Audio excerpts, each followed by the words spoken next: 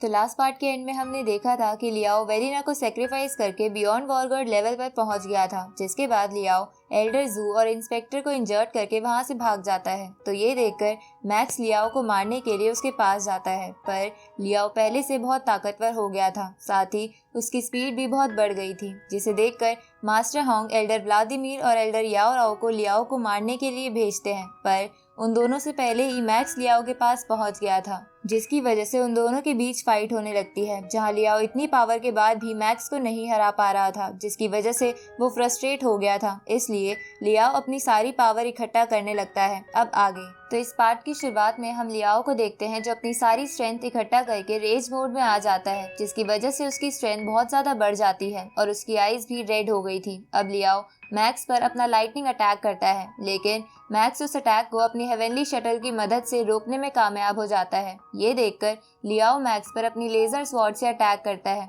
और अपनी स्पीड का इस्तेमाल करके उसे अलग अलग डायरेक्शन से किक मारने लगता है, जिसकी वजह से मैक्स बहुत दूर जाके गिरता है। तभी लियाओ मैक्स से क्लोज कॉम्बैट फाइट करने लगता है और अपनी लेजर स्वॉर्ड की मदद से मैक्स को बीच से काटने की कोशिश करता है, पर मैक्स अपनी हेवनली शटल की मदद से बच जाता है। लेकिन इस अटैक की वजह से मैक्स बहुत इंजर्ड हो गया था, साथ ही उसकी हाथ की हड्डी में भी क्रैक आ गया था। उसी वक्त मैक्स देखता है कि लियाओ भी इतनी पावर इस्तेमाल करने की वजह से थोड़ा वीक हो गया है, तो ये देखकर मैक्स वहां से भागने की कोशिश करता है, पर लियाओ मैक्स को फेस से पकड़कर एक बिल्डिंग पे घसीटने लगता है। इसके बाद लियाओ मैक्स को दूर फेंककर उस पर अटैक करता है, पर मैक्स उस अटैक से बचकर लियाओ पर अपनी स्पिरिचुअल पावर का इस्तेमाल करके एक बिल्डिंग पे फेंक देता है, जिसके बाद मैक्स उस पर अपने हेवनली नाइफ्स की मदद से अटैक करता है, जिसे रोकने के चक्कर में लियाओ की हार्ट बीट बहुत तेज हो जाती है। तभी लियाओ अपनी पावर का कुछ हिस्सा चारों तरफ फेंक देता है, क्योंकि उसकी पावर ओवरलोड हो गई थी, पर मैक्स उस पावर से भी बच जाता है।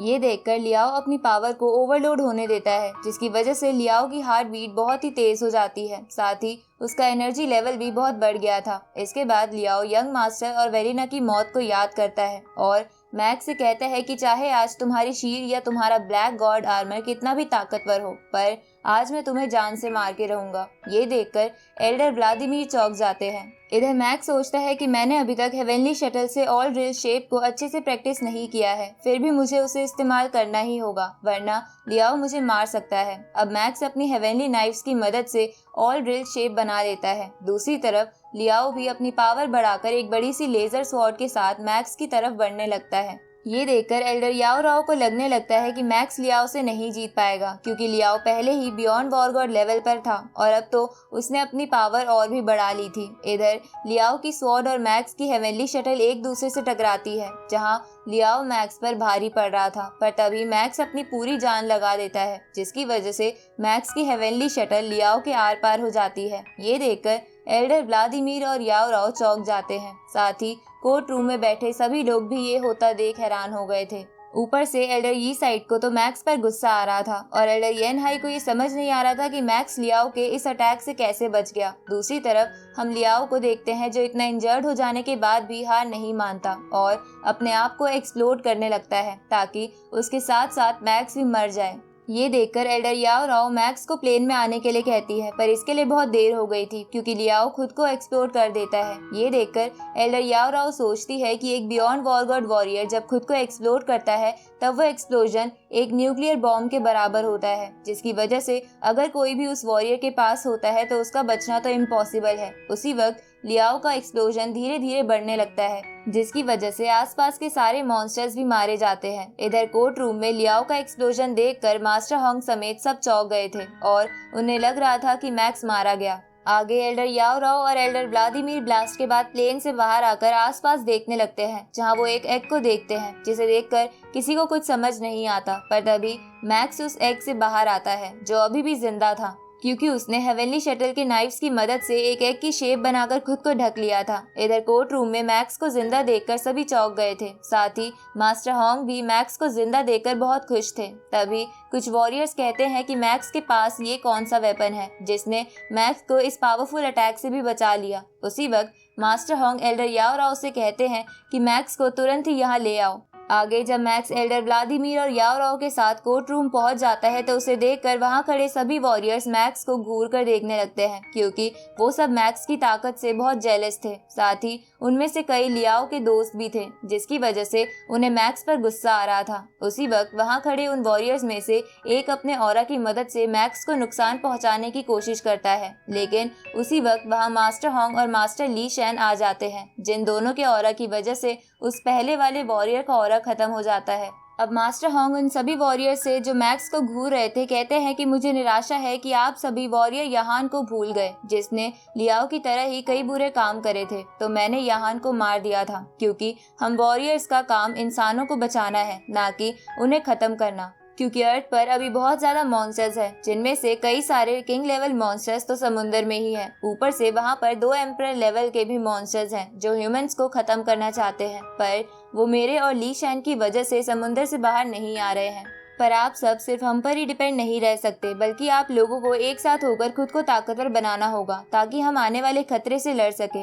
लेकिन अगर कोई वॉरियर हमारी एकता को तोड़ने की कोशिश करेगा तो मैं और मास्टर ली शैन उसे जान से मारने में झिझकेंगे नहीं। ये सुन के वो सभी वॉरियर्स अपने अपने सर झुका लेते हैं, क्योंकि वो मास्टर होंग का गुस्सा नहीं झेलना चाहते थे। उसी वक्त मास्टर होंग मैक्स को अपने साथ ले जाते हैं, जिसे जाता देख एल्डर येन हाई को गुस्सा आने लगता है। आगे मास्टर होंग और मास्टर ली शैन मैक्स को अपने ऑफिस में लाकर उससे पूछते हैं कि तुमने हेवनली शटल की उस नई शेप को कैसे बना लिया, जबकि अब तक हम दोनों भी उस शेप को बनाने में कामयाब नहीं हो पाए थे। ये सुन के मैक्स उन दोनों को पूरी बात नहीं बताता, बल्कि बस ये कहता है कि जब वो एंशिएंट सिविलाइजेशन में गया था तब उसे एक एआई वॉइस में हेवनली शटल के बारे में थोड़ा बहुत बताया था, जिसकी वजह से मैक्स हेवनली शटल की इस ऑल ड्रिल शेप को बनाने में कामयाब हो गया। ये सुन के मास्टर होंग बोलते हैं कि लगता है वो एआई वॉइस स्पिरिचुअल मास्टर्स को ट्रेनिंग के लिए बढ़ावा देती है, क्योंकि ऐसा पहले कभी एक नॉर्मल प्रैक्टिशनर के साथ कभी नहीं हुआ है। ये सुन के मैक्स को लगने लगता है कि शायद जिस क्रिएचर से वो एंशिएंट सिविलाइजेशन में मिला था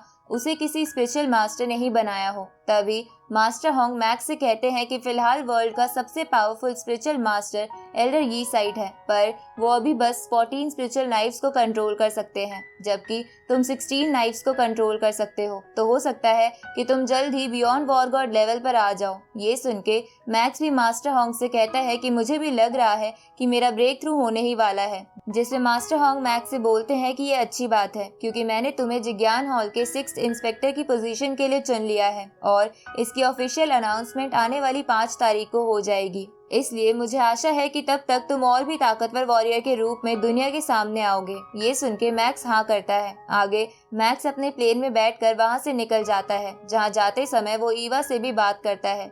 इसके बाद मैक्स ब्रेक थ्रू करने के लिए अपनी हैंड डिवाइस से एक टूल किट को देखने लगता है, जिसका नाम 99 गॉड्स मेल्टिंग था। इधर हम मास्टर होंग को देखते हैं, जिनसे मास्टर ली शैन कहते हैं कि मुझे ऐसा लग रहा है कि मैक्स हमसे कुछ छुपा रहा है। ये सुन के मास्टर होंग बोलते हैं कि सबके अपने सीक्रेट्स होते हैं, हमें उन्हें ढूंढने के बजाय आने वाले खतरे के बारे में सोचना चाहिए, क्योंकि मुझे लग रहा है कि अगर कोई एलियन फोर्स पृथ्वी पर आई तो वो या तो इंसानों को अपना गुलाम बना लेगी या तो हमें मार देगी। इसलिए हमें जल्द से जल्द और भी ताकतवर बनना होगा। उसी वक्त सीन चेंज होता है और हम एक बड़े से समुद्र में एक अजीब से एग को देखते हैं, जो धीरे धीरे टूटने लगता है, क्योंकि अंदर का क्रिएचर बाहर आ रहा था। अब ये देखकर उस एग के आसपास बहुत सारे मॉन्स्टर्स इकट्ठा हो जाते हैं। तभी वो एग के अंदर का मॉन्स्टर एक क्रैब को एग के अंदर खींच लेता है। ये देखकर सारे मॉन्स्टर्स वहां से बचने लगते हैं, पर वो क्रिएचर उन सभी मॉन्स्टर्स को भी एग के अंदर खींच लेता है। थोड़ी देर बाद वो क्रिएचर एग से पूरी तरह बाहर आ जाता है और अपने एग के शेल को खाने लगता है। तभी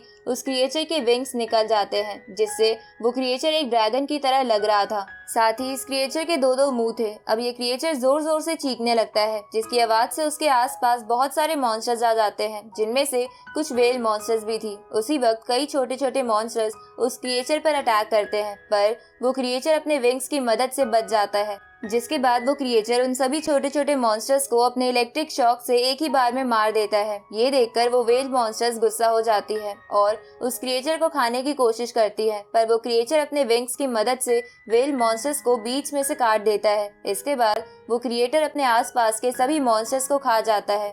उसी वक्त वहां पर उस क्रिएचर से हजारों गुना बड़ा मॉन्स्टर आ जाता है, जिसके आसपास भी बहुत सारे मॉन्स्टर्स थे। और इसी के साथ ये पार्ट यहीं खत्म होता है।